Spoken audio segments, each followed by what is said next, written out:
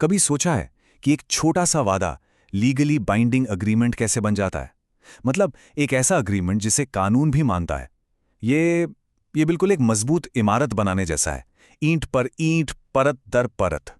तो आज हम उन 10 जरूरी चीजों की बात करेंगे, वो 10 ईंटें जो किसी भी वादे को एक पक्के वैलिड कॉन्ट्रैक्ट की शक्ल देती हैं। तो सवाल यही उठता है कि आखिर वो कौन सा पल होता है, वो कौन सी लाइन होती है जब एक आम सा वादा एक लीगल कॉन्ट्रैक्ट में तब्दील हो जाता है, एक ऐसा कॉन्ट्रैक्ट जिसे अदालत में एनफोर्स किया जा सके। चलिए इसी सवाल का जवाब ढूंढते हैं। आज की हमारी बातचीत इन 6 हिस्सों में होगी। हम कॉन्ट्रैक्ट के ब्लूप्रिंट से शुरू करेंगे, फिर उसकी बुनियाद को समझेंगे। इसके बाद इरादे और क्लैरिटी की बात होगी, फिर कानूनी जांच के 2 पड़ाव आएंगे और आखिर में देखेंगे कि डील पक्की कैसे होती है। तो चलिए पहले सेक्शन से शुरू करते हैं, कॉन्ट्रैक्ट का ब्लूप्रिंट।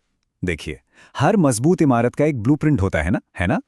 ठीक वैसे ही एक पक्के कॉन्ट्रैक्ट का भी है। और हमारे देश में ये ब्लूप्रिंट मिलता है इंडियन कॉन्ट्रैक्ट एक्ट के सेक्शन 10 में।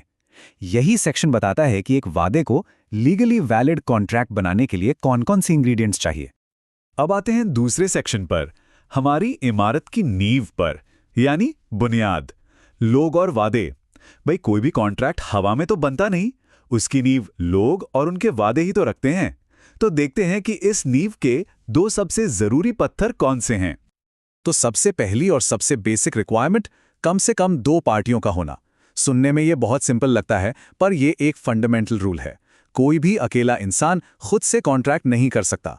हमेशा एक पार्टी ऑफर देती है और दूसरी उसे एक्सेप्ट करती है। और एक मजेदार बात यह है कि ये पार्टियां सिर्फ हम जैसे नेचुरल पर्सन्स, मतलब जीते जागते इंसान ही नहीं हो सकते। कानून की नज़र में कुछ एंटिटीज आर्टिफिशियल पर्सन्स भी होती हैं, जैसे कोई कंपनी हो गई, LLP या कोई रजिस्टर्ड सोसाइटी। ये भी बिल्कुल हमारी तरह कॉन्ट्रैक्ट कर सकती हैं। अब आती है दूसरी सबसे जरूरी चीज, एक बिल्कुल क्लियर ऑफर और उतनी ही क्लियर एक्सेप्टेंस। सोचिए, ऑफर वो पहली ईंट है जो रखी जाती है, और जब दूसरी पार्टी उस ऑफर को बिना किसी हाँ लेकिन या शायद अगर के जस का तस एक्सेप्ट कर लेती है, तब जाकर बनता है एक अग्रीमेंट। और यहीं से एक वैलिड कॉन्ट्रैक्ट की असली कहानी असल में शुरू होती है। चलिए अब अपने तीसरे हिस्से की तरफ बढ़ते हैं। ये देखते हैं कि एक अग्रीमेंट को असलियत का जामा कैसे पहनाया जाता है, क्योंकि सिर्फ ऑफर और एक्सेप्टेंस हो जाना ही सब कुछ नहीं है।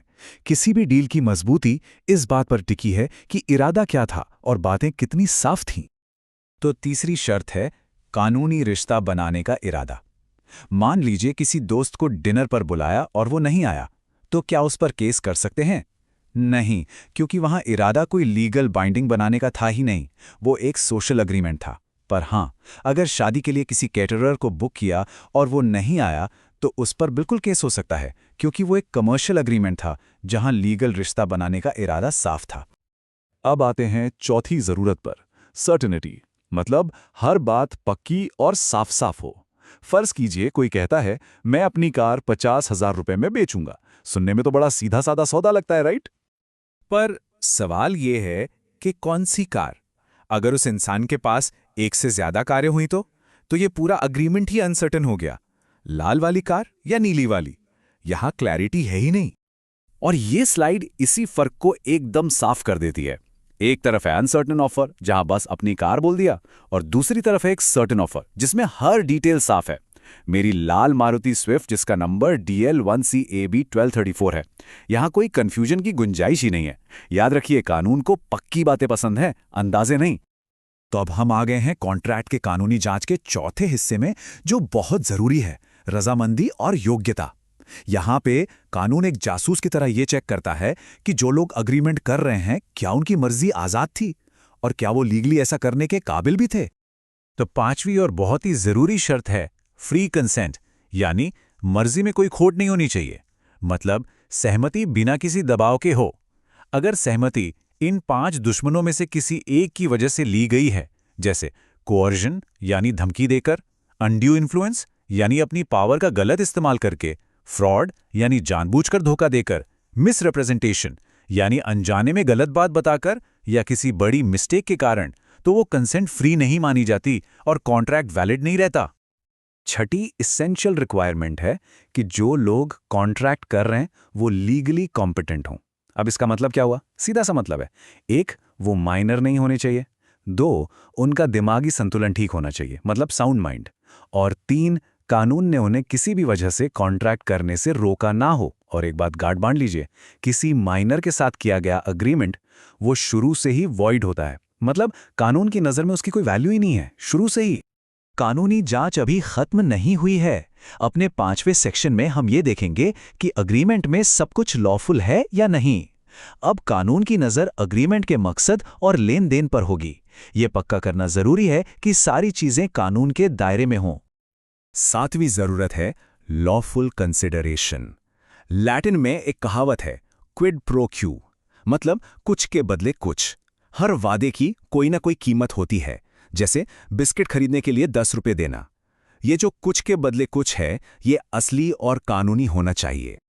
और 8वीं शर्त है लॉफुल ऑब्जेक्ट, मतलब अग्रीमेंट का मकसद, उसका इरादा कानूनी तौर पर सही होना चाहिए। अगर कोई अग्रीमेंट चोरी करने जैसा कोई अपराध करने के लिए या किसी अनैतिक काम के लिए किया जाए तो वो शुरू से ही बेकार है, वॉइड है। लीजिए, हम लगभग आखिर तक पहुंच ही गए। हमारे छठे और आखिरी सेक्शन में हम उन फाइनल फॉर्मेलिटीज पर नजर डालेंगे जो एक डील को पक्का करती हैं और ये इंश्योर करती हैं कि कॉन्ट्रैक्ट पूरी तरह से लागू किया जा सकता है। 9वीं शर्त, अग्रीमेंट ऐसा नहीं होना चाहिए जिसे कानून ने खुद ही साफ साफ वॉइड यानी अमान्य घोषित कर रखा हो, जैसे कि किसी के व्यापार करने के अधिकार को रोकने वाला कोई भी अग्रीमेंट वॉइड होता है। और अब 10वीं और आखिरी जरूरत, लीगल फॉर्मेलिटीज। देखिए, वैसे तो जुबानी कॉन्ट्रैक्ट भी वैलिड हो सकते हैं, पर जरा सोचिए, कल को कोई अपनी बात से पलट गया तो सबूत कहां से लाएंगे?